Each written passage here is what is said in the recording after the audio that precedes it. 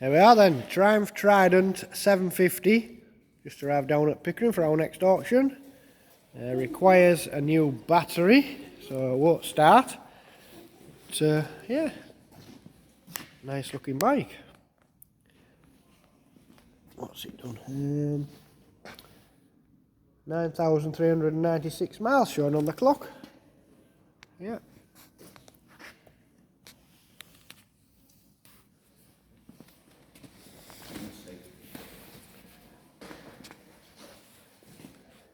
Yep, so if you're interested in this bike, please come along to Pickering and take a look. Thank you.